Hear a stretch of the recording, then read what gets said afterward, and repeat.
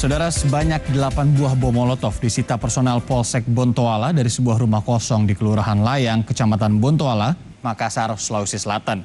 Bom ini diduga akan digunakan saat tawuran antar dua kelompok pemuda yang pecah dini hari tadi. Rumah kosong ini diketahui kerap dijadikan sebagai tempat berkumpul para pemuda yang ditangkap saat tawuran yang terjadi pada dini hari tadi.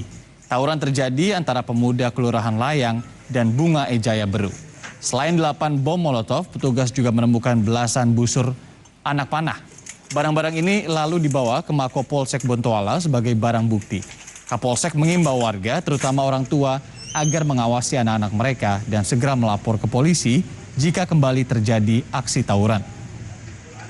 Setelah kami telusuri, kami sisir, saya perintahkan anggota untuk menyisir lorong-lorong yang dimaksud, dan ada informasi warga bahwa ada satu rumah kosong yang kadang ditempati oleh anak muda itu. Dan setelah kami sisir dan kami temukan beberapa barang bukti, yaitu bom molotov, kemudian busur sama dengan pelutang.